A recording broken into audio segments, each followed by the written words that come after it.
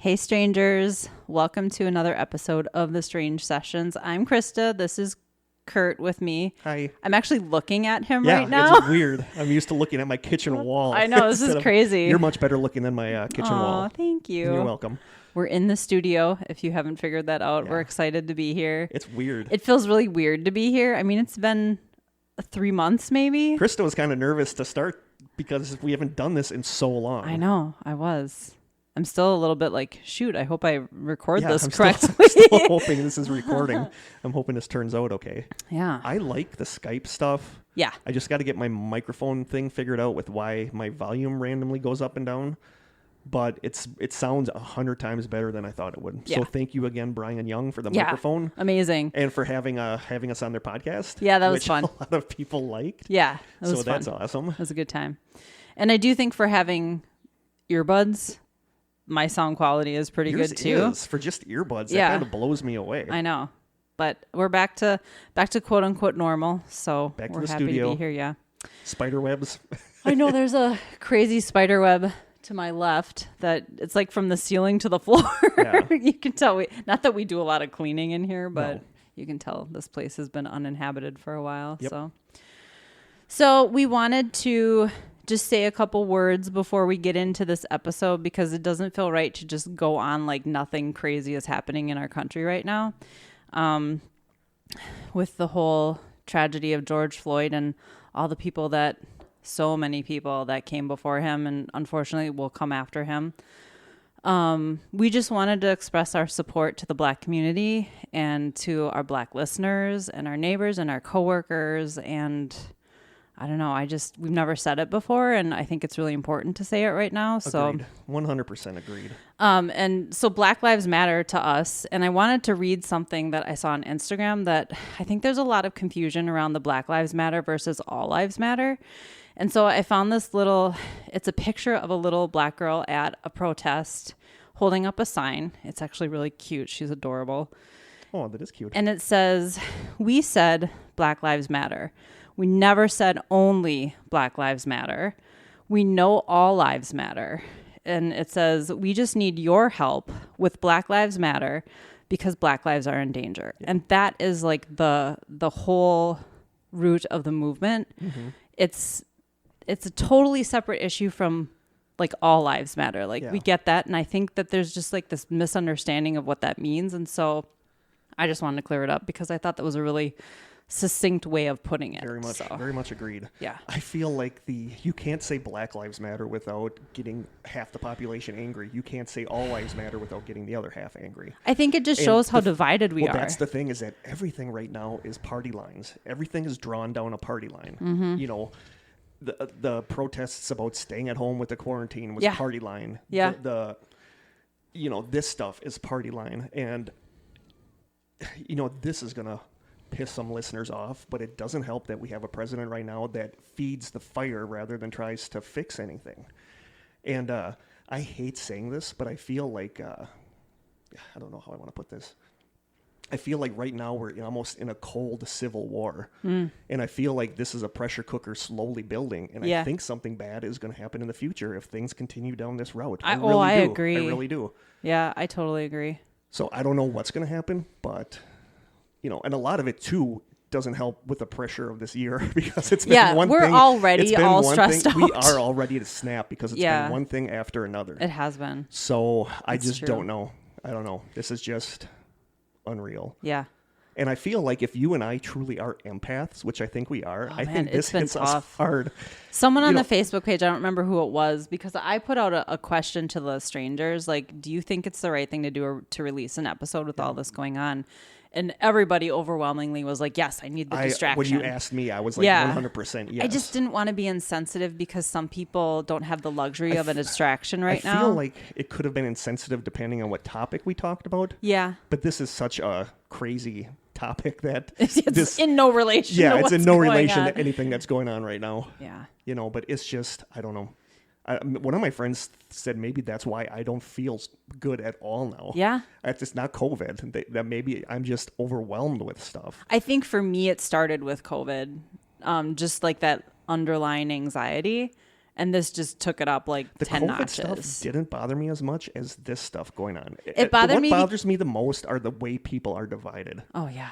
Yeah. And I'm just as guilty for saying that the president fuels the fire and doesn't do anything to fix it. So I am politically divided too. I'm obviously on one side.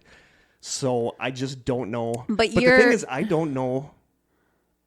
I wish I could see what other presidents would have done during this, because I don't know what they can do. We are the ones who have to change it. Yeah, exactly. And voting matters. Yeah. And this reminds me that I'm going to email you a bunch of links where people who want to take action in whatever way they can, maybe you can't get out and protest, maybe you don't have the funds to donate to one of these Black Lives Matter organizations or any of the organizations that support people of color, but maybe it's just being more educated about it and starting conversations. And there's so many resources to help you do that. So I want to send you some links that you could post on the website. Okay. So we'll do that. And we fully understand that we might lose some listeners over our support of this movement. And you know what I say to that? Bye-bye. Yeah. We're making money. Yeah, we're not making a penny off of this. So not. It's really about the family that we've created. And I hope that we've always made people feel welcome and accepted no matter where they came from. Yep. So I don't know. I'm just putting that out there. It's hard. And I think, I don't want to spend a lot of time on this, but I have a friend that was very racist, very, very racist. They worked in a factory. Yeah. And then they ended up getting a black coworker. Yeah. And completely came around. That's the thing. And that's the thing, is that this can be unlearned. It can be unlearned. It's I agree. I don't know. Hate is taught. I don't know. It can be untaught. Yep. I fully, truly believe that, because I believe that people can change. Agreed. Yeah. Okay. So on a little bit of a happier note, I gave a shout out to Brian last week, Brian Martinez. I'm giving him another shout out this week. So I don't know. He probably feels pretty lucky, special. I guess. Yeah. But he just started a podcast, and the podcast is called Film Deviant Podcast, and it's going to be about horror movies. He's a huge horror movie fan. He's also a Beastie Boys fan. What up? He's the one I gave the little Beastie Boys shout out to last week. But he announced on Instagram that he's starting this little thing, and he was like, "Pay no attention. It's super awkward, and I swear a lot." He's like, it's not good. But he did mention, then we started chatting, in direct message, and he was just saying how we kind of gave him the inspiration to just go for it. Yep. And I love that. Yeah. That's so cool. I mean, he's not the first person to start a podcast after listening to us, and I just love that. They figure if these schlubs can do it, anybody can probably do it. Right. And so a slight tie-in to what we started with today. He is from Venezuela. He's a person of color. And the second episode that he released is about some of his experiences with racism. So I just think it's a really great listen right now. It's so relevant. Timely. Yep. But it's not awkward at all. Like, his sound quality is really good. And like I was laughing out loud at some parts, or I was really engrossed in the story he was telling. He speaks from the heart. Like, he's a really cool, mellow guy. And I think he has a really good perspective. It is explicit. He swears. And he does mention he's a big fan of Sarah Silverman. And he plays a clip at the end where she's talking about some pretty sexually explicit things. So if you have little strangelings, I would not have them listen to this.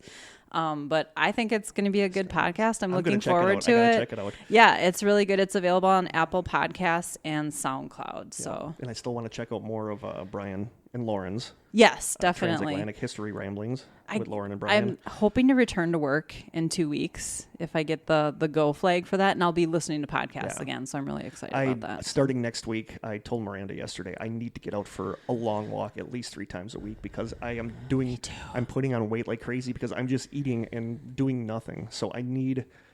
And my acid reflux has been so bad. I'm not sleeping good. And I think a lot of that's tied in with my food I'm eating. So 100%. I got to shape up starting next week. I really do.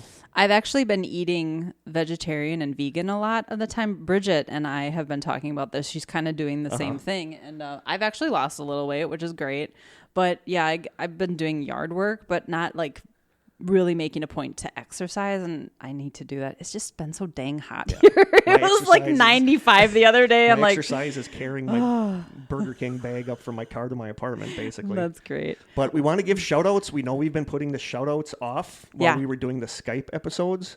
So we want to give some shout outs. So is this to our new strangers on the Facebook page? Okay. I'm going to do the first half of the list. It's not as long as I really expected, but I'm going to do the first half of the list, and then Krista will do the second half. So shout outs to our newest strangers: Katarina Svensson, Kelly Nelson Crowley, River Gross, Abby Henderson, Manila Miata, that's a cool name, Catherine Dietz, Stephanie Martinez Sewell, CB, Joe Carraro, Sri Bezor, Lady Clara the Bard, Carlos Soroza. So now Krista's starting. You know, I saw that Joe, it's Correo, had joined, and I actually know a family with that last name. They're Sicilian, very Italian. Really? But I looked him up. I was like, what? Is he listening to our podcast? It's a totally different Joe Correo. He actually goes by Joey, so I should have gotten that. Okay, so the first one I have is Jenny Trepanier Sore Whitey. I nailed that name because that's my maiden name is Sore Whitey. I don't know if she's actually listening, but she is a family member of mine. She's married to a cousin of mine. So, hey, Jenny, if you are listening. Hi, Jenny. Timber Joe, which is who sent us, Kate sent us the little Bigfoot figurines or whatever. Okay. On my fridge. Alyssa Warings, Jared Trepp, Joshua Lawrence, not to be confused with Joey Lawrence, Amanda McAfee, Peggy. Whoa. Oh boy. Whoa. Peggy. Oh, this is the hard one. Yeah, this is a hard one. Peggy Scheifelbein Greiser. Good. That sounds like another German name. Karen Koala, J.W. Mooney, Jordan Rooney. Those rhyme. Jonathan Cleed, Carolyn Elizabeth Emery, Celia Rose. I love the name Celia. Michelle Gardner, and Lauren Mosley. Wow. Yeah. That's a lot. Thank you guys so much for joining the strangers. We also haven't done it in months. Right. Well, you usually are the one who goes through those names. Yep. And so do we really have any housekeeping? I think we got to keep move forgetting this to along mention. Because it's going to be running kind of long. And I wanted to say this at the very beginning. If you want to skip over this, we're 100% cool with that. Yeah. The titillating 20. I forgot to say it at the beginning, but just check your show notes. Hit pause right now. Yes. Look at the show notes. Kurt's going to give you a time step of when the actual episode starts. Because people complain about People don't want to hear us eat. Which I understand. I get totally that. Understand. Some people love it. Even longtime listeners don't like to listen to that part. We're cool with it. I should have said that at the beginning because now you had to listen to all of this. Yes, just to we're 12 minutes in. We'll do it next episode. We'll say at the beginning next. Sure, next we'll episode. remember. But should we jump into the taste test? Yeah, let's do it. This you're only going to want a little of it. Oh, we're gonna is it try like this. alcohol or something? Yes, it is. Oh, this sweet. Is, read the note. Nothing like day drinking. I've talked about this on the podcast. I love a beer super early in the morning. Like when Aaron and I would go geocaching and I'd be at his place at 4:45 in the morning. I love a beer at like 5 in the morning. That's just Cheryl Crow said I like a good beer buzz early in the morning. So you can read that. This? Yes. Okay. Even though I ripped it trying to open the package. It's still readable. Kurt and Krista, I hope you enjoy trying this pickle beer. Ah, dang. From Fort Worth, Texas. I'm excited. I'm seriously excited. My twin sister and I love your show and are huge fans. I hope to send more Texas goodies soon. Don't worry. I'll try and make sure they are yummy. Thanks for all you do. Danielle Jacobs, a Dallas fan. So awesome. Thank you. Yes, thank you. Wow, all the way from Texas. And it is, you can read the thing. I'm excited. I am seriously excited. Ooh, that was my microphone doing a squeak. That's super cute, actually. It is really cute. I'm going to take a picture. She sent us 2 cans. So do you want to take a can home? Sure. Depending on if you like it. Make Jim try it. Yeah, make Jim try it. He likes a good beer buzz early in the morning. Yeah. So crack it open, pour what you want. I'm hoping it's still good. It should be. Oh, God. If not, it's going to explode in my face. That's what she said. Woo! All right. Sniff. No, it's. Oh, wow. Oh, yep. This would be really good as a chaser for a Bloody Mary, yes, actually. It would be. I mean, I'm assuming I haven't tasted it. Okay. I'm a lightweight, so I probably will get drunk. I'm assuming it hasn't gone bad, but then I wonder how are we going to know if it did? If it stayed cold. It wasn't cold. It was on my floor until last night. I put it in the fridge. We'll see. It still has fizz to it. Oh, that does smell pickly. It's very pickly. It's very dilly. Very dilly. Dilly beer. Okay, you ready? I'm ready. Okay.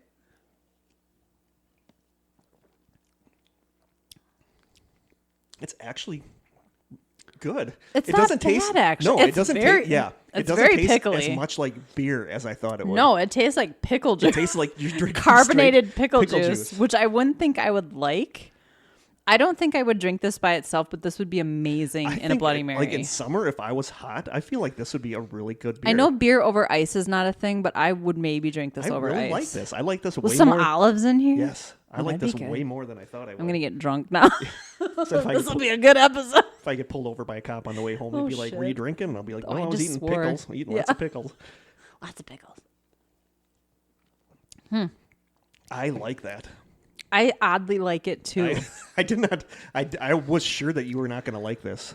I oddly really. I'm not really kidding. like I will this. probably get a buzz from that, so I'm going to set it down now. Whew. I'm okay getting a buzz, but I have to be home. Okay. Sitting around a bonfire. We. I feel like we're forgetting something. I feel like we are too, but we'll remember it on the drive home. Well, and that's what counts. Yep. Remembering So it we on the have two drive more home. packages that I'm not exactly sure what's in them. We should open but them Brittany, just in case they're... Brittany wanted us to open this one. Brittany Okay. Ballou. Brittany Ballou. I'll let you open it because Sweet. she was excited. Save these for the addresses. Yes. Okay. I got to take pictures of them all. Oh boy, Krista opening a package. You haven't heard this in a while, guys. Oh Jesus! I keep swearing. I'm sorry. That's the beer talking. Right. I'll be taking my shirt off soon. Sweet.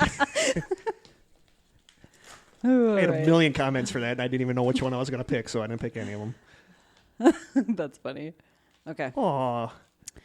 It says thank you for That is supporting small cute. business. Oh, we got more Bigfoot stuff. Yes, Aw. and look at... Oh, speaking of.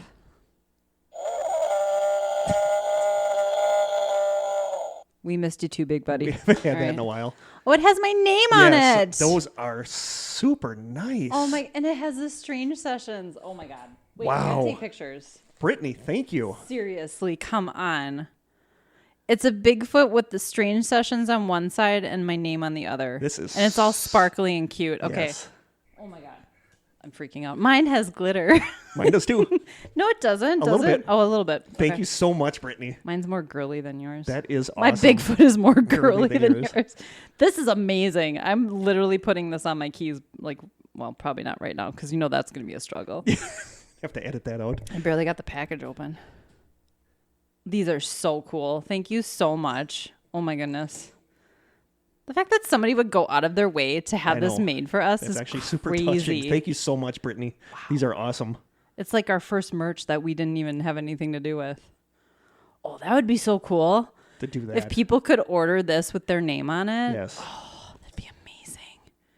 Dang. And okay, so it came with a little business cards.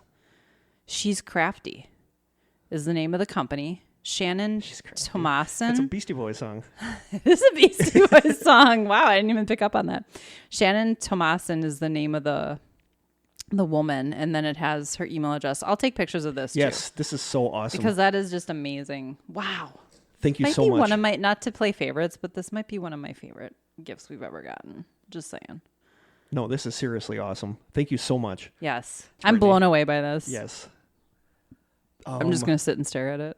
I'm not going to listen to anything Kurt has to say. And we also have something my cousin Shayna sent us, and I have no idea if it's food. Oh, look at the rainbow tape. I don't know if That's it's so cool. food. I don't know what it is. I'm shaking it next to my head like it's a Christmas present. I'm going to rip it open. Rip it open. I like this beer. It is good.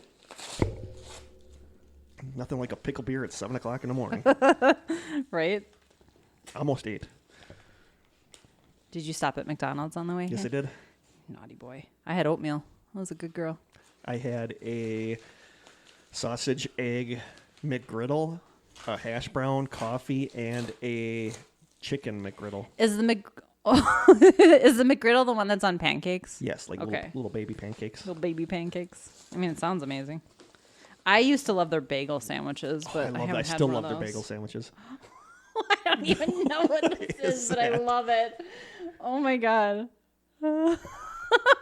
It says Jack Link's Love is in the Hair. It's beef jerky, but the package that it came awesome. in is the most insane thing I've ever seen. I've never seen that. Oh my God. That is This so is like awesome. Christmas. Thank you so much, Shayna. There's a card that's got like little hearts all over it. So this is your cousin? Yes. That's so cool. That is cool. That'll be good for when we want snacks. We got two too. big thing gifts. Yes. Big foot themed themed gifts. Wow.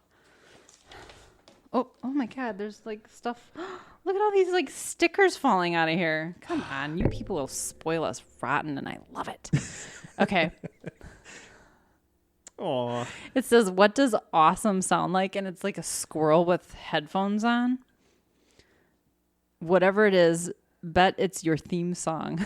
Crank up the awesome Happy Valentine's Day. And she put, it is like it's your theme song. So, hey, that's kind of a shout out to Jamie, right? Yes, it is. Thank you so much, Shayna. Yeah, that is awesome. Happy Valentine's Day. Wow. I So love she that sent my this back cousins in like listen to this. February. Yes. Yeah. I love that my cousins listen to this. Thank you so much, Shayna. So we've got an alien on a skateboard. We've got an alien looking maybe through a window waving to us. We've got a Bigfoot Says, sticker that says, I believe, and then an alien cool, head. like- I don't know what to do with all these. I don't want to stick them on stuff because I feel like then you ruin them for some reason. We'll have to figure out a way to display this. We got to get our new thing up, too. This is amazing, though. Do Yes. we have to eat some of it? Not right now. Okay, we'll save that. We save that for when we want a snack. I'm taking a picture of Yes. this with all of the stuff in front of it. My goodness. I feel so special right now and spoiled. Yes, thank you so much, you guys. Hopefully I can get a good picture of this. This box just kills me. Okay. Well, this is a great welcome back to the studio. Yes, it was. Thank you, guys. And we got more at home. I think I still have 3 boxes of stuff at home. I feel very cluttered now. I have to clean up my And space. I just happened to grab 3 of them at random to bring them today. We got 3 more boxes at home. So I that's think one of them is amazing. big. I think that's the one that's food. Okay. So ready to jump into the episode? I'm ready. Thank you so much for our awesome stuff, guys. Yeah, wow. It looks like Christmas at this table. There's It all does. boxes and gifts. We'll figure out what to do with all this. Sorry. That's okay. I feel very crowded. I need to move some stuff. Oh, okay. Do you want some more beer? Yeah, maybe. Cheers. Cheers. Oh, yeah, sure. And then cheers. I was trying to Mine's cheers. almost gone. I was trying to cheers Kurt, and he just went to pour more stuff in my cup. Maybe that's why I'm like a frat boy. Have some more beer. Did you roofie my drink? That's what the blankets are for that I brought here. To keep me warm? To keep you warm. Okay, that's nice. Ready? I'm ready. I feel like we're forgetting something too, but We'll get to That's what it. next Later, episode we're is going to do our for. song recommendation depending and on a how much time question we and a have. pickle joke. yes. We'll have time. So today's topic, this was one that I started doing that I stopped because I realized I had to tie something else with it, and I felt it might be a little longer. Okay. But looking at it now, it might not be as long as I thought. I feel like you say that every episode. I know, but I'm happy we're going to go back to the 2-week podcast because 1 week cramming is hard because I get distracted by video games and whatnot. I just started Dragon's Age Inquisition, and I'm hooked on that. So 2 weeks is perfect for me. I could do a little research and play my game. So Well, I don't do any work, so I totally get it. you do for the My Favorite Mini Mysteries. Yeah, which is going to be our next I episode. believe our next Okay. episode will be a My Favorite Mini Mystery. So I got to start working My now. nose is running. It's running. My allergies have been so bad. Me too, for so sure. bad. So today's topic is the Montauk project, and tied with that is the Philadelphia experiment because they kind of go hand in hand. Mm-hmm. I didn't realize that because when I was a kid, I had a book about the Philadelphia experiment, and I can't remember who wrote it off the top of my head, but it's pretty much been, I think even one of the authors has distanced himself from the book because it's not really accurate. Okay. But we'll jump right into that. The Montauk / Camp Hero / Philadelphia experiment story is pretty crazy. It's one of those topics that for years was really something that only pretty hardcore conspiracy theorists knew about. But within recent years, it's become a little more well known because it was the basis for something. Any idea what it was the basis for? Like a movie or something? Something like a movie. Think about it. Children getting experimented on. So the X-Files? No, psychic stuff. Children getting experimented on. Fringe? No. Scientific base. Children getting experimented on. psychic powers, nosebleed, I'm not picking up what you're laying down. Stranger Things. Oh wow. Yes. Okay. Oh yes. Now I see what you're saying. It was the basis for the hit Netflix beer. show Stranger Things. Okay. Stranger Things was originally titled Montauk, but filmmaker Charles Kessler filed a lawsuit against the creators of the show, claiming that they stole the concept of the show from his 2012 short film titled Montauk. Oh, interesting. So the name and setting of the series were changed shortly before its premiere. I didn't know that. Yeah, I didn't know that either until I started researching this, that the show was based on what supposedly all happened at Montauk. Huh. Calling this entire theory/story Montauk or the Montauk Project is actually kind of misleading because Montauk is the name of a village at the east end of the Long Island Peninsula, and the events discussed in the Montauk Project stories mostly center on a military base named Camp Hero that was in Montauk. Okay. But the name Montauk has for some reason stuck and is permanently tied with the bizarre stories that emerged. So instead of starting at the very beginning with this one, we're going to start in the 1980s.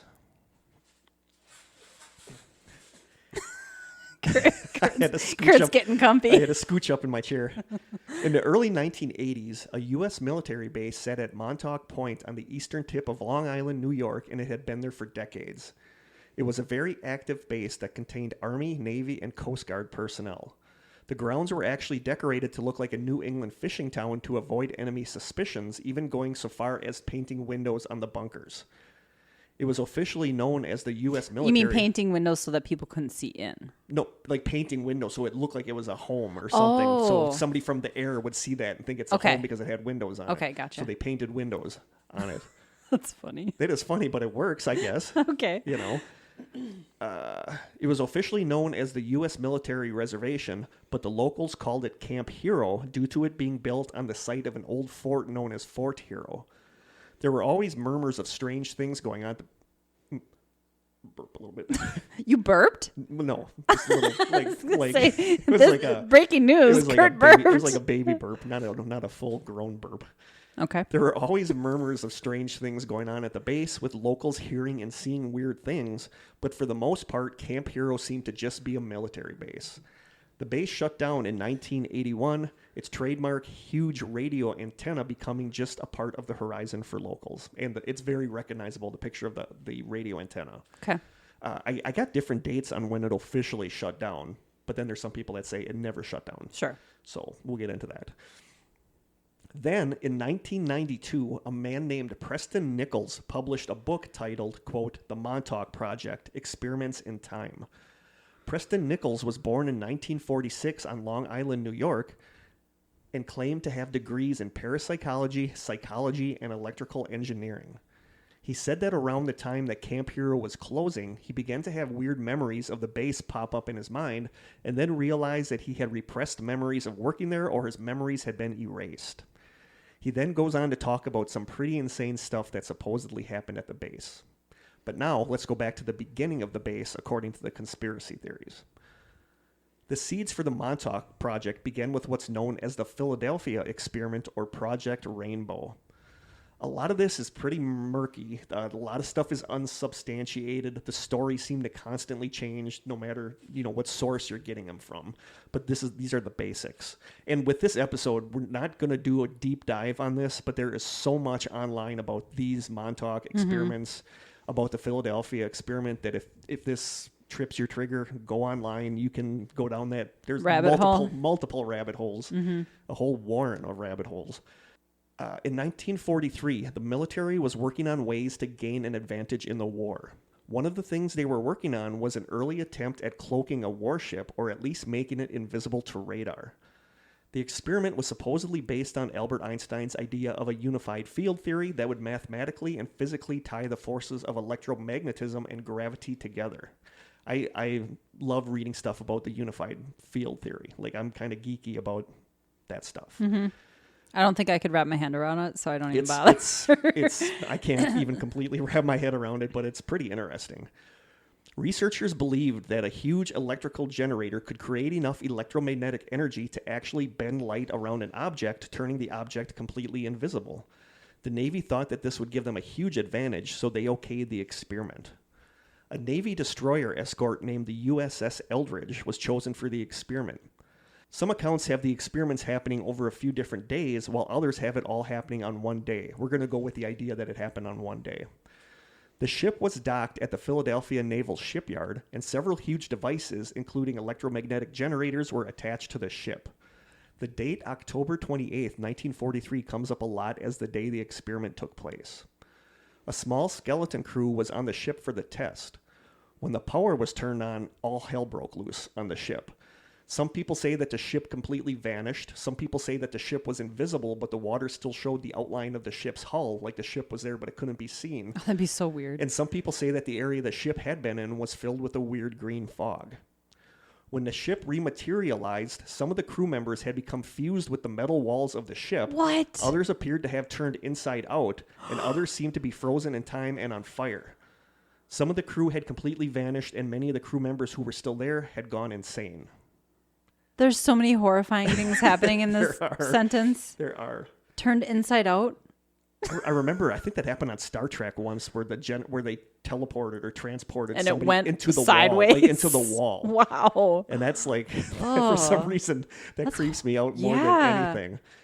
But we might actually do a deeper dive on the Philadelphia experiment one day, because the book has a letter from somebody that supposedly, his name was Carlos Allende, that supposedly saw what happened from another ship. And it gives like a description of what these sailors, like if somebody is frozen, like as many people as possible have to go put their hands on him in order to like unfreeze him. Oh. So that supposedly is what happened. People turned inside out, people gone insane. So I think I'd go insane seeing someone turned inside out. I think I would too. It's odd that there's so many different descriptions of what the ship looked like in the water. Yeah. It wasn't there, or it was a green fog, or exactly. how can everybody see so many different and things? that's one of the things that kind of leads to this not really being true. Right. But we'll get into that. Okay. What? It's also said that when the devices were turned on and the ship appeared to vanish, it was instantly teleported to Norfolk, Virginia, over 200 miles away, where some of the crew members aboard the ship, the SS Andrew Furseth, saw the Eldridge appear and then disappear as it returned to its original location. Wouldn't it make sense to you that if you were going to try this out for the first time, you wouldn't have people inside? You would, but that's military for you, I guess. I don't know. But I mean, at some point, you're going to want to see what it does to the people on the boat. I guess. Electromagnetism is weird. Yeah, like it can really mess with you. Yeah. Yeah. So yeah, it supposedly vanished from where it was, teleported 200 miles away where people on another ship saw it, and then it disappeared again. Well, that was an unexpected effect. So that's that. There's more we could discuss about the Philadelphia experiment, but I think we could possibly do a whole episode about it. So just for now, according to legend, the Eldridge disappeared from where it was, teleported 200 miles away, and returned pretty much a dumpster fire with all sorts of inside-out people and shenanigans going on. So, that has the makings of a horrible movie. It does. So now, jumping forward in time again, a movie about the Philadelphia experiment was released in 1988. In the movie, the ship doesn't just teleport to a different location, but it also moves forwards in time. 57-year-old Al Bielek sees the movie, and something about it really resonates with him to the point that it becomes an obsession. After going through hypnosis, just like Preston Nichols, Bielek realizes that he worked at the Montauk base and had his memory of it wiped. Through further sessions, he learned that his name wasn't Al Bielek. He had been born Edward Cameron, and he had worked on the Philadelphia experiment with his brother Duncan Cameron when both men were in their mid-20s. Okay. According to an August 30th, 2016 article on the Thrillist called, quote, Inside the Real-Life Time Travel Experiment That Inspired Stranger Things, the article says, quote, a few years later, Al Bielek presented his story at a Mutual UFO Network conference. The Philadelphia experiment was real, he said, and he was the proof, having lived out the World War II section of the movie. Bielek claimed that sometime in the 1940s, Nikola Tesla figured out how to make the USS Eldridge invisible, and in the process opened up a time wormhole into the future that sucked in the ship. The Cameron brothers were on board the ship at the time, jumping off the vessel and landing at Montauk's Camp Hero on August 12, 1983. The military promptly sent them back through the wormhole with a mission: destroy the equipment on the Eldridge. According to Bielek, the brothers completed their mission, though that didn't stop the government from doing more experiments on building portals into the future. So, yeah. That's a lot. Also from the article, during a 1990 speech for the Mutual UFO Network, Bielik described in vague terms how he'd been de-aged, how his memory was wiped, and how he had been forced to live out the rest of his life as Al Bielik. What does de-aged mean? That he was made younger. Oh. Yeah. I'll take that. I would too, believe me. He explained how, in the early 1960s, as Edward Cameron, he had convinced his father to have another child so they could port Duncan Cameron's consciousness from 1983 into the sibling born in 1963. Bielik refers to this version of Duncan as a, quote, walk-in soul. He also suggested that a 1983 accident, which is as detailed as he gets, caused him to begin aging rapidly. So this is going all sorts of cockeyes here. Wow. That okay. According to him and his brother, he and his brother were on this ship when it teleported into the 80s, and they jumped off the ship and were at Montauk at Camp Hero, but then they sent them back to destroy the equipment that was on the ship.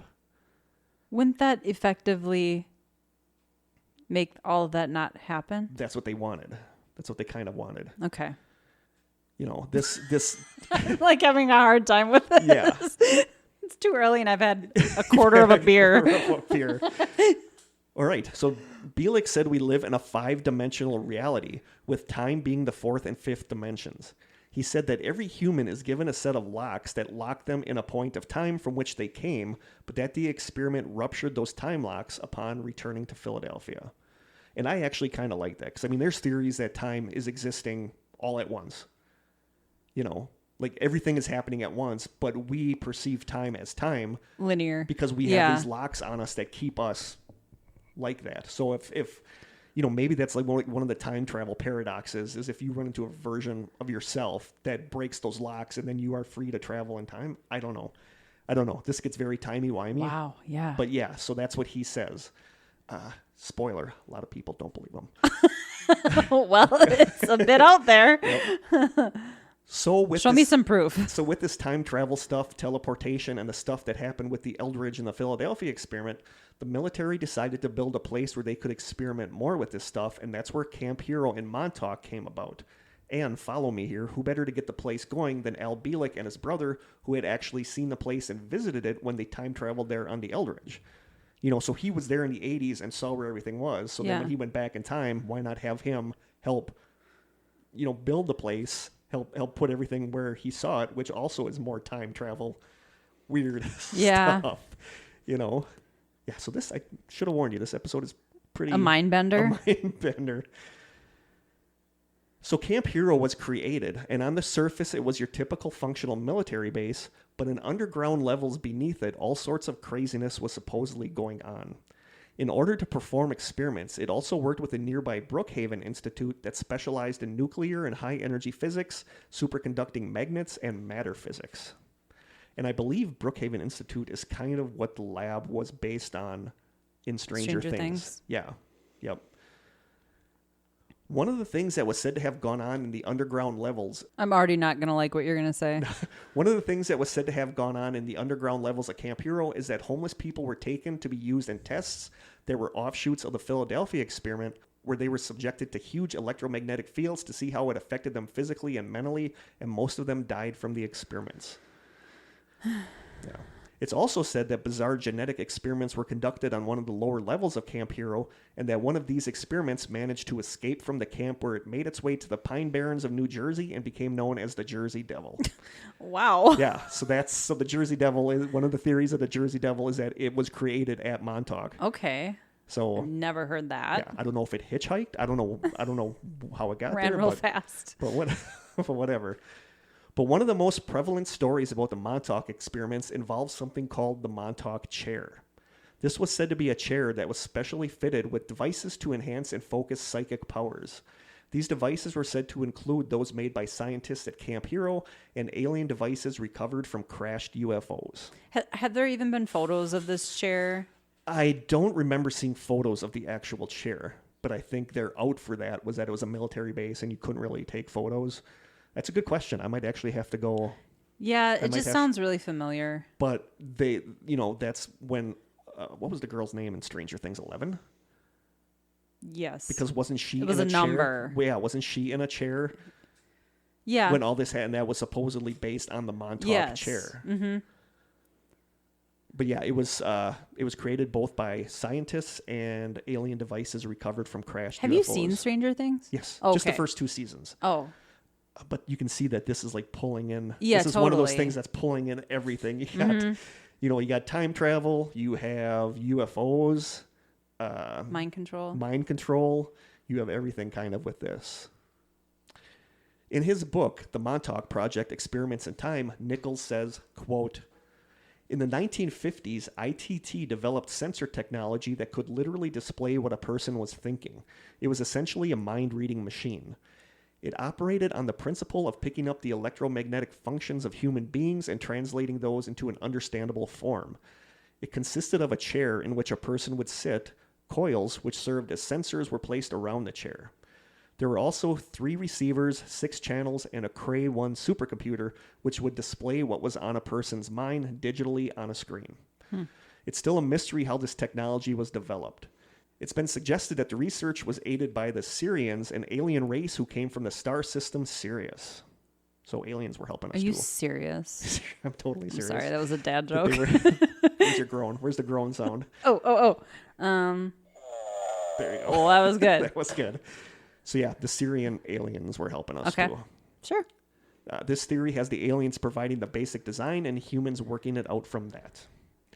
Duncan Cameron, Al Bielek's brother and the walk-in soul that was moved from the body from the 60s to whatever to the 80s. Okay, yes. They dumped the consciousness. Yes, okay. dumped the consciousness into the other body. Sure. Happened to have stronger than usual psychic abilities and was able to access a fixed time loop between the Montauk Project and the Philadelphia experiment. I'm guessing that that's not the only weird stuff Yeah. about this individual. When he used the Montauk chair, he was able to manifest objects or use it for remote viewing.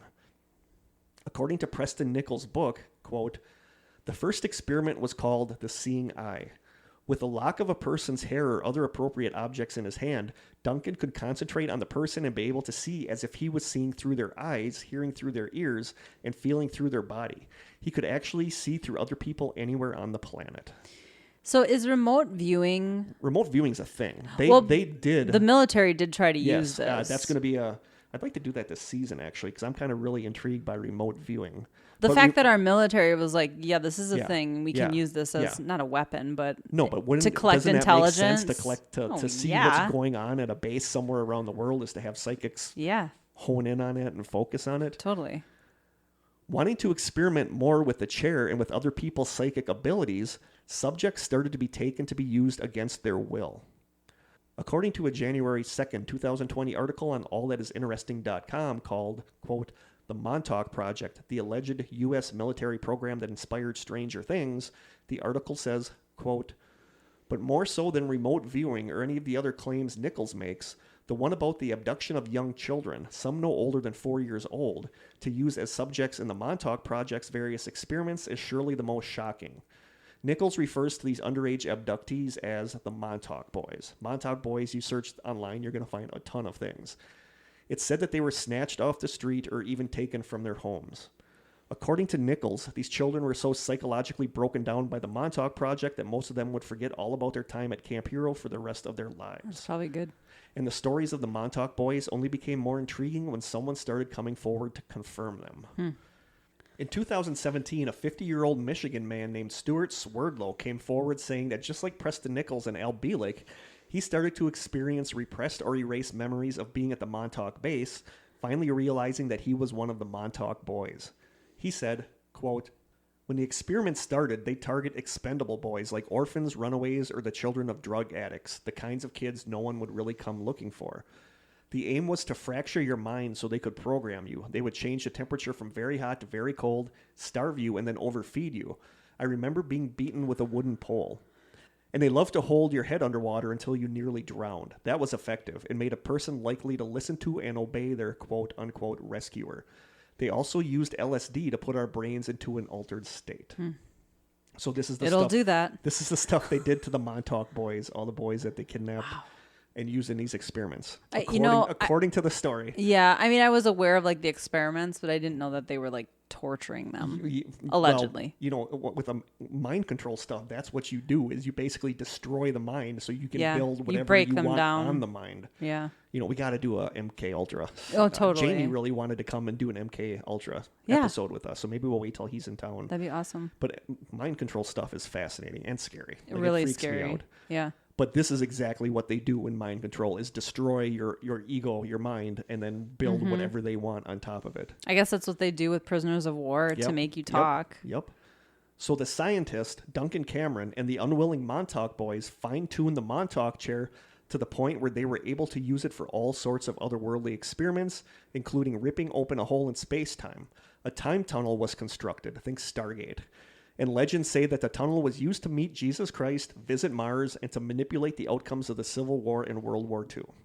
They met Jesus Christ? We'll get to something. Wow. We'll get to a little story in a bit. Okay. Extraterrestrials were said to have been encountered using the time tunnel, and alliances were created that allowed the aliens to be housed at and to use the Montauk base for research. So there were aliens and reptilians hanging out there too. Sure. So why not? It's a lot like the Denver airport, like the stories of the Denver airport. It is. Yeah, it is a lot like that. It's said that they used the time tunnel to travel to the year 6037, only to find a giant city in ruins. The only thing they saw was an untouched statue of a golden horse with a clock in its stomach in the middle of the city square that had weird inscriptions on it. This reminds me of the airport too. Yeah, that's the only thing that in the great year 6037, like we're gonna last that long. Yeah, right.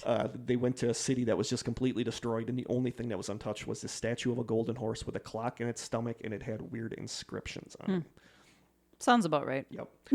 So the experiments continued until August of 1983. In his book, Nichols says, quote, "We followed the orders, but nothing out of the ordinary occurred until August 12th. Then something very strange happened. All of a sudden, the equipment appeared to drop into sync with something else. We don't know what function the system was now tuned to, but at that point, the USS Eldridge, the ship used for the Philadelphia experiment, appeared through the time portal. We had locked up with the Eldridge. At this point, the Duncan from 1943 appeared and could be seen through the time portal along with his own brother in the current time." So yeah, that's not good. So you had Duncan in the 40s on the ship with his brother, who became Al Bielek, and you had the Duncan then in the 80s. So both Duncans? Yeah, both Duncans. We kept the Duncan of 1983 from seeing his past self so as to avoid a time paradox and resultant negative effects. The project had now reached apocalyptic proportions. Natural laws were being violated, and it seemed everyone involved felt uncomfortable. I feel like everyone was being violated. I think so. There's so much violating going on. So this is, again, from Preston Nichols' book. Three colleagues and myself had been privately voicing misgivings about the project over a period of months. We had talked about the pitfalls of dealing with time and how this might affect the karma of the planet. We hoped the project would truncate itself. Consequently, our little cabal created a contingency program that only Duncan could activate. It was designed to crash the entire project. So wait, they had misgivings about the effects it was having on time, you could put kids' but not heads the underwater. children. Yeah. Sure. Yeah. We finally decided we'd had enough of the whole experiment. The contingency program was activated by someone approaching Duncan while he was in the chair and simply whispering the words, "The time is now." At this moment, Duncan let loose a monster from his subconscious. And the transmitter actually portrayed a hairy monster. It was big, hairy, hungry, and nasty. But was it Bigfoot? It might have been Bigfoot.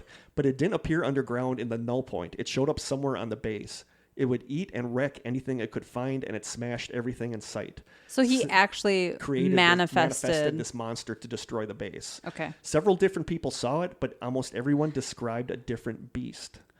This beast ended up being nicknamed Junior. So when you talk about the Montauk experiments and you see Junior, that's this creature that Duncan created from his subconscious. Now we have a cryptid running around. Yeah, so there's a little bit of everything. Aside from the Jersey Devil. This is like a little smorgasbord. It is a smorgasbord. High strangeness. My supervisor had ordered us to shut off the generators in order to stop whatever type of phenomena was occurring. This didn't work, so it was decided that the thing had to be stopped. It was decided that the transmitter had to be shut down. There were two efforts made in this direction. One was to send somebody back and turn off the transmitters on the Eldridge. They would be smashed if that was what was necessary to shut them down. So the Cameron brothers were sent back to destroy the transmitters on the Eldridge, which they did, and Preston Nichols managed to permanently shut off power to the Montauk chair. The beast disappeared, but the base had been completely destroyed by it. Stuart Swerdlow, supposedly one of the Montauk boys, says, quote, "I wasn't there when the chair was shut off, but I felt it like I had suddenly been unplugged from electricity." In his book, Nichols says, quote, "After the bizarre occurrences of August 12, 1983, the Montauk base virtually emptied. The power was restored, but lights were left on with everything in disarray. Most of the personnel were eventually rounded up, debriefed, and brainwashed accordingly." Over the years, several more Montauk boys have turned up with their accounts of being at the base, including Larry James, Michael Ash, and others. A girl named Maya has an online blog called Montauk Girl, where she discusses her story of being one of the female members of the group. So that's interesting because that's the first time I've heard a in female. his book, Preston Nichols says that they did not have females in the Montauk boys. So, but then she says that they did. I only went down the rabbit hole of her blog a little bit and looked at stuff, but she says she was a Montauk girl. But there's, like I said, there's a Larry James, Michael Ash. Search for it. You're going to have people coming. A lot of people say, you know, with the stuff my dad was into, maybe I'm a Montauk boy for all I know. You know, Never know. If you were a Montauk boy, you would be around 50. And you're about to turn 50. Maybe I was at Montauk. Maybe I was in the chair. I don't know. But people that are younger, that like, I think Maya was younger, but people that are younger that say they're a Montauk boy or girl say that the base shut down temporarily, but then started up again shortly after, and they were still rounding up kids to use in these experiments. American filmmaker Chris Garetano, who grew up in the area, had been obsessed with the theory since he was a child. He teamed up with a former CIA operative, Barry Eisler, and award-winning journalist Steve Volk. The trio set out to explore the mythologies, conspiracies, and accusations that surround Camp Hero in a documentary called The Dark Files. We watched that. Yeah, I remember watching that. Yes. Is it on like I don't know if Amazon it's on Netflix, or something? but it was on TV. We watched it when it was on like the Discovery Channel or something like that. Like recently, yeah, last year, like last year. And they found like traces of weird stuff. I just remember them being outside of it, and there was like a fence, and like the tower was, antenna. yeah. But they didn't really find a whole lot. They found some weird Didn't stuff. they find a chair? I think they found a chair. Maybe that's what I'm I think thinking they found of. a chair. Okay. But they found, there's a lot of like manholes, weird manholes. Going underground and yeah. So yeah. But I remember you and I watched that because we talked about it. Yes. So that's basically what I got. Wow. There's two theories, of course. Number one, it happened. Number two, it didn't happen. As far as it happened, I don't know. There's not... Maybe to some degree. Well, let's start with it didn't happen first. Okay. There is a lot online debunking Al Bielek. Okay. A lot.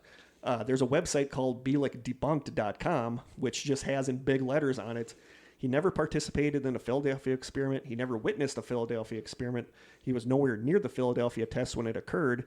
He changed the nature of his story many times over the years with additions, embellishments, deletions, and wholesale fabrication of events. And he has stated historical events that can be completely verified to be totally false. So nobody's arguing that the Philadelphia experiment happened.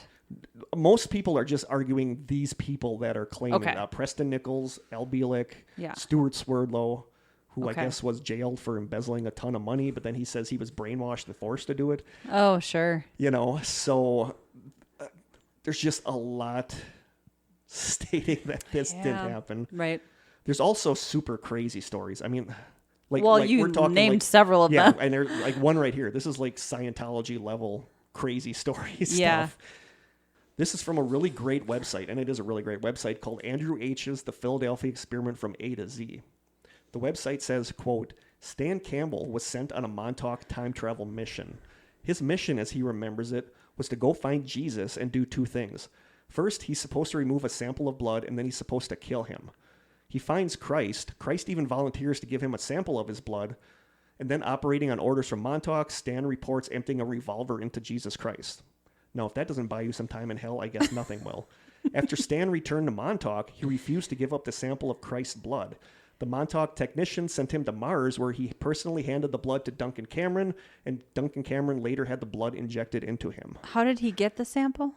Christ gave it to him. It was just like, here. Yeah. And then he shot him. Have some blood. And then he went back, and they let him go to Mars, where he gave the vial of blood to Duncan Cameron, and Duncan injected Christ's blood into himself. Well, this sounds like it really happened. Yeah. So I am buying this story. Yeah, so that's like, wow. So okay. That's the. I guess if you're going to tell a story, go all in. But that's what they're doing. Some people say it starts off like, I could kind of see this, but then when you get into some guy gunning down Jesus and then Preston Nichols injecting Jesus's blood into himself. Yeah, Krista's just why? Krista just anytime Krista I just threw my head anytime back. Krista throws her head back like that, she's not buying it. I can't take it anymore. Okay. And then there's some sketchy stuff. This next part, you might want to cup your hands over your little strangeling ears for maybe 20, 30 seconds. It's a little sketchy. But author Maurice Isold, I think, I still can't pronounce Sounds super confident. who wrote a book called The Spoken War, in the book states, quote, "In 2014, at the Multiple Realities Convention in New York, I saw Duncan Cameron hitting on a teenager, and Preston Nichols was speaking about inviting people to his house to deprogram them with consensual masturbation." Who knew it was so handy? Oh. Wow. Hold on. Anyway.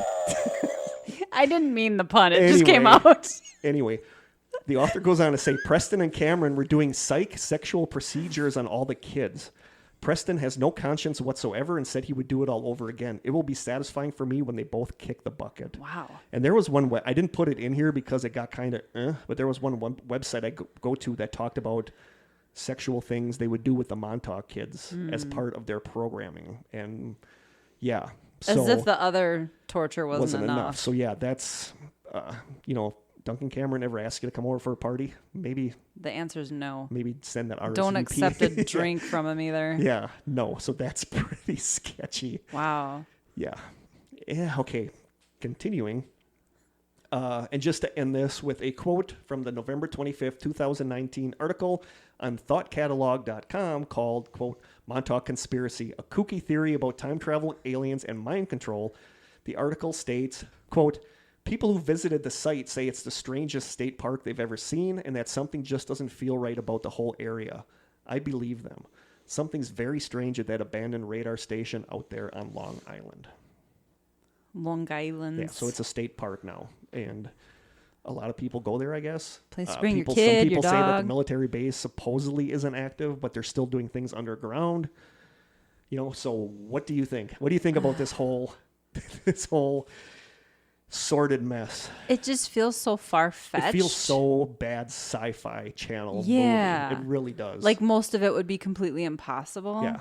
Honestly, but the Philadelphia experiment stuff I buy to I a know point. the military works on cloaking. Yeah, I'm sure that they did this with electromagnetic. Yeah, I buy that. And I'm sure they tried this to try to decloak the ship. And I really think they did that. But I think the rest of it has just been blown out of proportion. Sure. I don't think it teleported. I don't think anybody turned inside out or was fused into the hull Right. of God, the I ship. hope not. I hope not, too. But that part, I buy a little bit. Yeah. And it's very possible that if they did hook up all these huge electromagnetic generators, it probably did have really bad effects on the people that were on that ship. Mm-hmm. So that it could have just grown out of that. So I buy that. I totally buy that part. And I'm not saying I don't believe that, a group of people stole a bunch of kids and homeless people and performed experiments on them. This is like I said, this is a lot like the Denver airport, where I think things do happen. I think they do tests.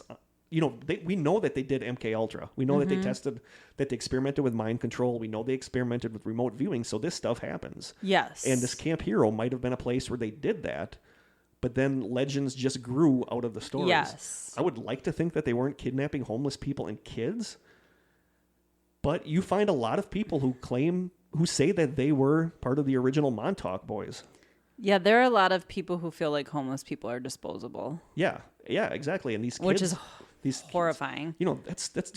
I've been reading stuff about that. There's a lot more kids that mysteriously go disappearing than people realize. Yeah. And that kind of ties in with the Finders cult, and that somebody wants us to do an episode on the Finders. I've never heard of that. Yeah. And sounds like something I would like, though. Yeah, it does. Chris's eyes she got all excited at missing that. persons, I like that. So I just don't want to think that they steal kids and kill kids testing them with these things, but I do think that maybe Camp Hero was where they did some of this remote viewing stuff, and maybe they did some really, the government has done some really sketchy experiments on people without them knowing about it. So I buy into that. Yeah, well, I do too. But I don't believe someone traveled back in time and shot Jesus Christ and then stole his blood and put it in somebody. Like, that stuff is just... That's the only part I do buy. That's the only part of this whole story I buy. Can get behind that story. So that is Montauk experiments. So I think there's truth in the core of these stories, but it just grew into something bigger than... But what I have a hard time wrapping my mind around is, why do these people come forward and say, oh yeah, I was a Montauk boy, and then weave their story? Are they nuts, or are they wanting attention? Because these people end up going on the circuit tour of conventions, like this altered reality convention. Man, there's a convention for everything. There is. But I'd like to think you're not getting a ton of money to get paid for these conventions. I don't know. Because it's been exposed that these people are lying. Some of their stuff is very, they always have workarounds for something that doesn't work out. You know what I'm saying? Like this, well, this didn't happen. Well, yeah, that's because we changed it when we went back to the Eldridge, stuff like that. So there's always, but if you go on YouTube, and I did this, if you go on YouTube and watch videos of Al Bielek talking, he sounds like he's not nuts. He looks like an older guy. He looks respectable. He doesn't look like a kook that would make up this story. But then neither do a lot of crazy people look like kooks. So I don't know. I just don't know what would motivate somebody to make it up. Yeah. And to put themselves out there for that kind of criticism. Because maybe they want to feel important. So being a Montauk boy or girl would make you feel important.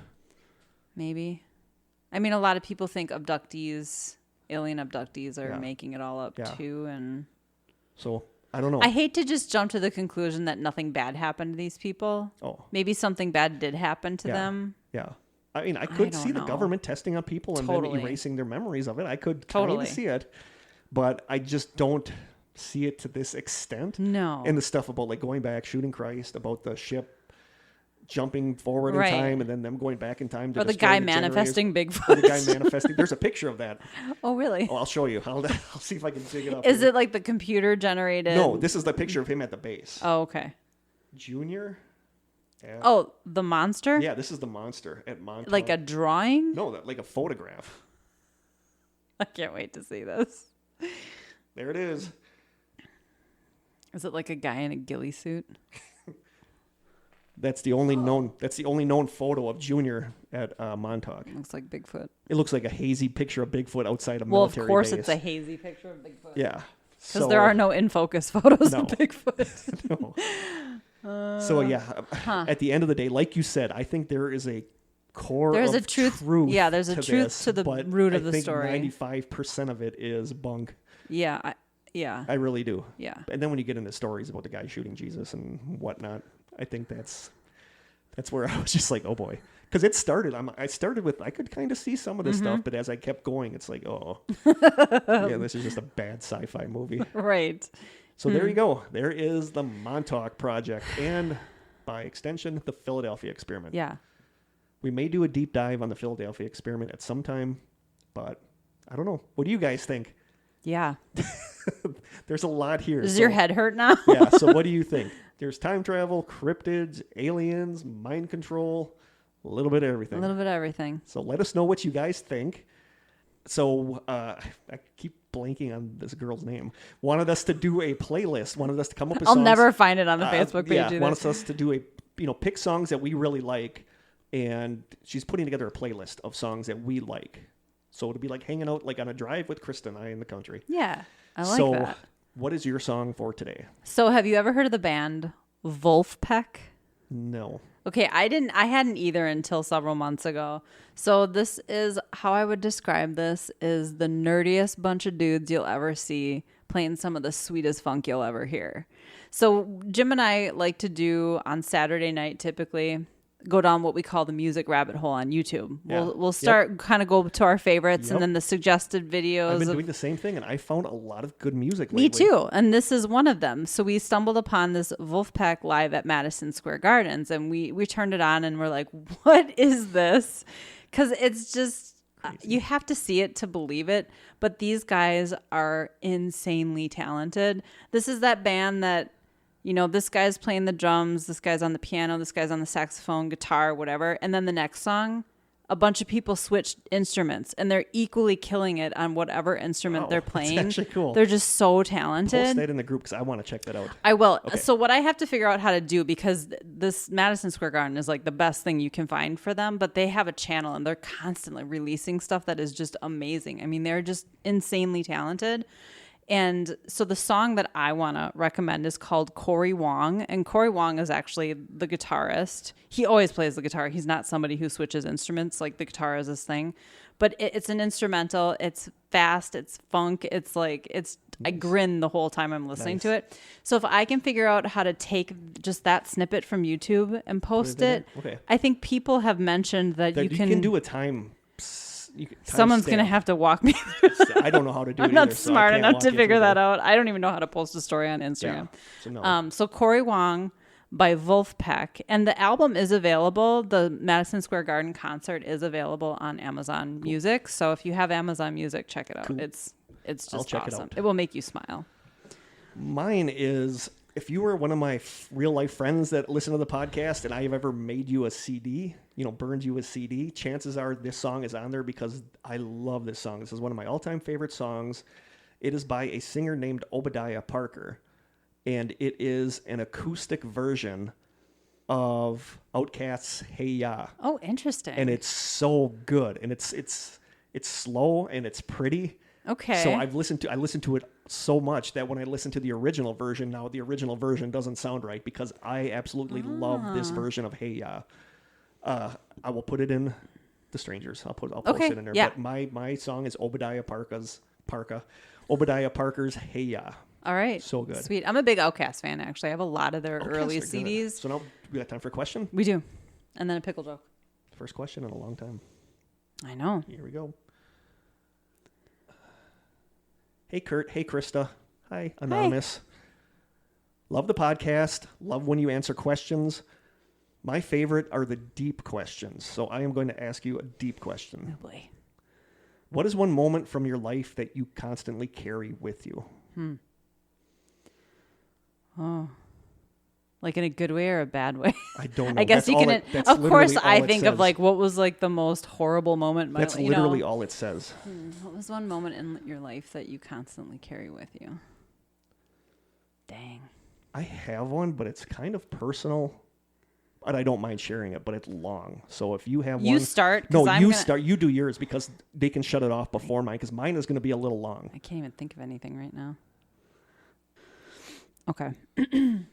Okay, I think I have one. Okay. So yeah, we've been sitting here with mine's pretty heavy and personal too, but it has a happy outcome. So mine is sappy, but also happy. Okay. Sappy but happy. Sappy but happy. Sweet. And it involves a girl. Okay, of course it does. Mine involves a boy. My main boy, my husband. So before Jim and I were married, we've been together 23 years, over 23 years, which just seems insane, right? It does seem insane. We were 20 when I met, and we had been together probably 10 years at this point. We had recently bought our first house together, and all of a sudden, just out of the blue, one day he had a seizure. It was the big kind, the grand mal seizure, fell over, convulsing, unconscious, like out of nowhere, a person who's never had a medical problem in his life. And long story short, it turned out that he had what was called an arteriovenous malformation, or also known as an AVM, in his brain. It's extremely rare, and a lot of times people don't survive it because they end up having like basically a stroke. So it was a very terrifying, scary point in our lives. Long story short, he had several procedures in his brain, and it took over 3 years to get through all of this. We got married somewhere in the middle of that. Actually, in our wedding photos, he has a bald spot on his head where they had done what's called a gamma knife treatment. I don't know if I remember that. Yeah, it's very prominent right in the front of his shaved head, because he lost his hair there because it was like a radiation treatment or whatever. And he's fine now. He's completely, all of the veins have been either filled with like glue or metal coils. It sounds crazy that he has this stuff in his brain, but he's never had another seizure. And I carry that with me because I feel like now I'm always prepared. Yeah. I'm always going to be prepared for something like that because I didn't feel prepared in that moment. Although I reacted like I couldn't believe it. Like in that moment, I was like freaking out. And then I remember being like, I can't even imagine what I would be. It was crazy because my first thought was, okay, where's my phone? Like immediately I was like, all right, calm down and call 911. And somehow I managed to do that. I remember being so jumbled by the time the ambulance came and the EMT asked for my phone number and I gave him the first 3 digits of my number and the last 4 digits of Jim's. Which is understandable because you were so like all over the place. But I feel like I think that's partly why I don't really like to drink anymore because I think if something ever happens. You have to be on call. You have to be. I think he'll be fine. It's more about my parents. Like if I get a phone call that, my parents are in their 70s and I always think they're an hour and a half away. If something were to happen, I would need to be able to drive. And so I think I don't drink as much now. I feel like I'm always prepared. Yeah, which like, it's if I'm around and you have a medical emergency, I'm not going to be able to save your life or anything, but I will be able to react in a way that just because I went through that and I don't know. It makes me sad that you have to be prepared for that, but it's also nice that you are and are aware of that. I have more confidence of how to get through a situation like that because that felt like a death sentence in that moment. And I realize now that a lot of things aren't as terrible as you think they're going to be. Yeah. And also, holy moly, I'm a lot stronger than I thought I was. Yeah, that's me, glass half full. Wow. Yeah, so that's what I carry with me, and I think it made me stronger. And that's a good one. Definitely made our relationship stronger. I mean, we got married less than a year later, so. That's a good one. Thanks. Wow. Okay. Yeah. All right, mine's not that dramatic, but wow. My story goes back to like 1992, I want to say. I just started college at the University Center in Montauk. And my very first English class there, I sat on the side of the room, like by the windows, kind of towards the back. And on the other side of the room, there was this girl that I was just smitten with this girl. And anybody that knows me knows I get crushes on everybody. But when I'm smitten, that's like a little more serious. So I used to watch her walk in every day, and I was just like, Bambi admire eyes her and from just afar. Admire her from afar. Yeah. And like a week or so, I would just see her, and I remember thinking that I would give anything just to talk to that girl. I would kill just to talk to her. And then she sat with these douchey frat boy type guys on the other side, the exact other side of the room. And then like 2 weeks into class, I think one of the guys behind her was putting crumpled up pieces of paper in her sweatshirt hood. And she was getting mad. So one day she picked up all of her books and she came over and sat in the only empty chair, which was right behind me. So she sat behind me and I was like, sorry, they were giving you a hard time. And she's like, I hate them. So we kind of talked. And then it got to the point where, she'd come in and we'd talk about whatever we had just read. It was an introductory literature course. We talked about whatever we had just read. And then it was like, well, we should just get together in the library before class and talk the stuff over. And she's like, that would be perfect. So then we used to meet in the library and got to be friends. And there were a group of people, somebody from the class would see her and I there, so they'd come and sit down. Then somebody else from the class. So we ended up having a big group of people. Oh, that's really cool. Another little aside story, which I feel really guilty about now, but there's this one guy that was a dork that used to come and sit with us from class. He would never do the reading, but he would ask us what it was about so he could write a one-page thing about what the paper, what we had to read was about. Yeah. And there was one day we talked before he came over. All of us gave him something from like a different book. Somebody gave him something from Stephen King's It. Why would you feel guilty about that? He was using you guys. I know, but I just do. But somebody, there was a clown that lived in a sewer and gave out balloons. So we had like all these different works of fiction, and then he got like in big trouble for that. Oh, that's hilarious. But, he had it coming. Yeah, so we had our little group, and after the class was over, like her and I, we'd see each other in the hallway and stuff. And we did the thing where you'd pass notes to each other. Like she'd write me a note and hand it to me in the hallway. And if she ever saw me, her name was Heidi, by the way. And if Heidi ever saw me in the cafeteria doing homework, she would get something to eat and come over and sit with me and we would talk. So we were like friends, but not like super best friends. Sure. But like campus friends. Campus friends. But like writing notes and stuff was really cool. And, you know, then we kind of stopped seeing each other for a little while. And at the time, I worked at the grocery store, and my friend Wendy, Shane, my friend Shane that listens to the podcast will remember this. Wendy was one of the cashiers, and she was on a tavern softball league. I don't know if they have that everywhere in the country, but here our bars have softball teams. Also volleyball teams. And volleyball teams. But Wendy was on a softball team, and it was we used to go to her game every week. And it was the final game of the season, so it was Wendy's team playing the other team for the championship. And we got there to watch. It must have been like 8 o'clock at night. We're watching, and all of a sudden I hear somebody yelling, Kurt. And I looked in the outfield, and Heidi was on the other team. No way. And she was waving to me, and I was waving to her. And then, you know, they played the game. I don't remember who won or lost or whatever. And the game was over, so I got up off the bleachers to walk to my car. And all of a sudden I heard Kurt. So it was Heidi. She came running from the outfield, and she came over by me, and she said, next week I leave I think she was going to Whitewater or Eau Claire, somewhere in Wisconsin. She's like, I leave, and I knew her mom. Her mom would come in the grocery store where I worked, and I would always talk to her mom. So she said when she got her address, she was going to give it to her mom to give to me in the grocery store. And I'm like, that would be awesome. And then she hugged me. So I'm getting teary. But she all of a sudden just reached out and hugged me.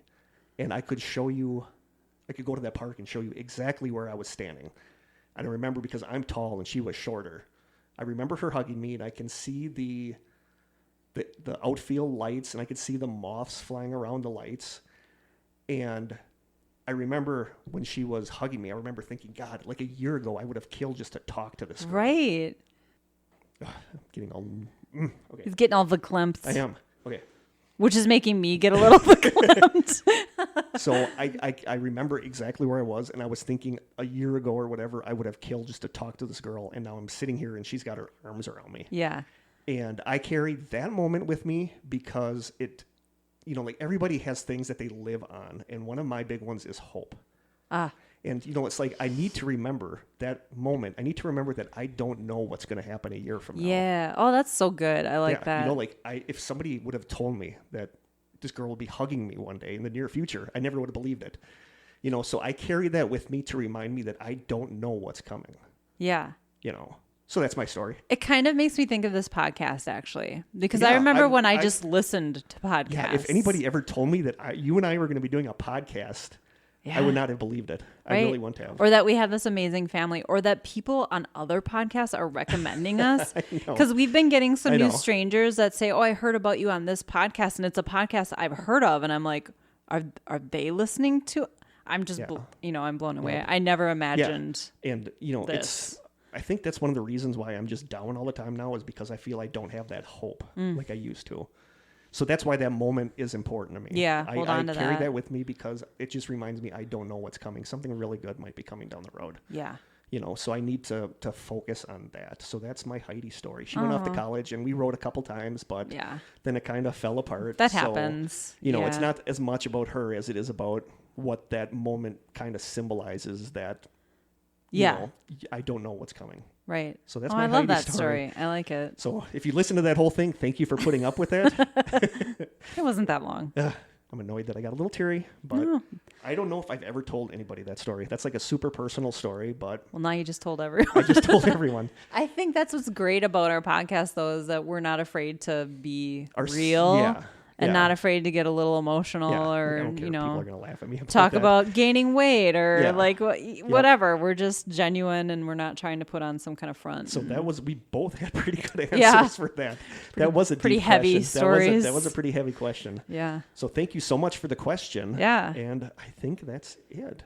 Oh, we got a pickle joke and deets. Pickle joke and deets. Do I do deets first or the pickle joke first? I don't remember. Let's do the pickle. Yeah, you always do the deets last. Okay. I mean, I kind of have to read them even if they're bad, right? Yes. What do you call a dill pickle that keeps changing color? A chameleon? A fickle pickle. That is pretty bad. Do they change colors? Chameleons? See? No, pickles. No. See, that's a bad not unless joke. they're bad. Should I do another one? Speaking of pickles, it's time for a pickled drink. Yeah, I'm good. To what does a gherkin owe his good fortune? What? The pickle finger of fate. I don't even get it. It's supposed to be fickle finger of fate. Oh, fickle finger of fate. Fate. Wow, I can't talk. Okay. I think that's that's enough pickle jokes. Our deets, you can email us at thestrangesessions@gmail.com. We are on Twitter at Strange Session without the S. Krista does an excellent job on Instagram at The Strange Sessions. You can send postcards and snail mail to The Strange Sessions, P.O. Box 434, Manitowoc, Wisconsin 54221-0434. Or you can call our hotline at 920-443-9602. So I did remember what I kept coming up in my mind, like, oh, don't forget to talk about that. Destination Fear. Oh. So I mentioned this on the Strangers page on Facebook and also on Instagram that this is a show that it's the only paranormal show I watch anymore. I mean, I don't really consider Josh Gates paranormal anymore. His is more about adventures and looking for lost treasure or whatever. Not that there's anything wrong with that. No, not at all. So this is the only paranormal show I watch, but it's basically just a small group of people. 2 of them are siblings. The other 2 are good friends. They go to like scary haunted locations throughout the country, and they do investigating. They do EVP sessions. They use equipment, stuff like that. But they're not doing provoking. They're not. I just really like the format of it, and to me it seems genuine. Like I'd never seen anything where I thought, oh, did that actually happen? Like, I think it's good. My husband even likes watching it. A lot of freaky stuff happens. Well, the last episode, which they were calling like they saved the worst for last, took place at the Sheboygan County Asylum. And I know that's the place that I drive to when I'm on my way here? Yeah, you drive past it. Okay. I took a video actually on my way past. Corey and I couldn't figure out what that building was, so he looked it up and he said, that's the asylum. Yeah. So they went there. We pass it every time we drive here. It's maybe just 5 miles from my house. So I took a little video driving by on the way here. So I'll post that just to show that we do drive by it every time. Outside? Because they're cows. Yep, there were cows. Okay. I don't think those are in the video because they're actually just to the west. I saw them when I was driving here too. Yeah, and I know that the guy who owns it actually lives there on site. So yeah, it was a really good episode though. I thought they had some good EVPs. You could hear footsteps when people were completely alone, and footsteps always freak me out. But a lot of cool stuff happened, and it was just so cool to see them in the area. Yep. They mentioned the Lake Michigan Triangle. They Cool. talked about Sheboygan in general and how Wisconsin is like a hub of paranormal activity, like UFO sightings and things like that. So awesome. That was pretty cool. I got to watch that somewhere. I got rid of cable, so I couldn't watch it. So I'll catch it somewhere. I saw there were links to YouTube, but then it was restricted because maybe you have to like the paid version of something. I'll find it somewhere. I'm crafty. It was good. Yeah, he's crafty. But I think that is it for I think tonight. so. We're forgetting a whole bunch of stuff probably. Just a huge thank you to Danielle for the beer. Yes. Which is really good, which I really like. It made me a little sleepy now. It made me a little tipsy. There was at one point, I think we had the recording off at the time, but I said I'm kind of a little tipsy. Uh-huh. So thank you for the beer. Brittany, thank you for the keychains.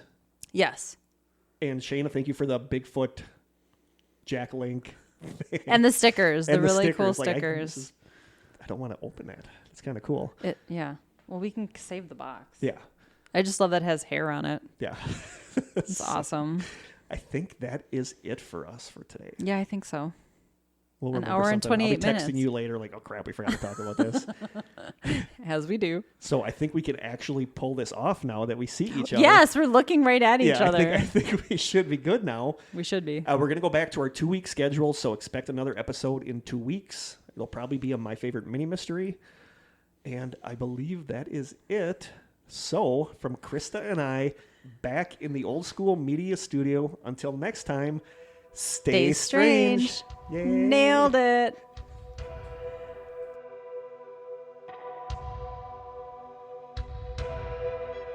This has been an Old School Media production, executive produced by Kurt Konechny. For more information and content, please visit strangesessions.com.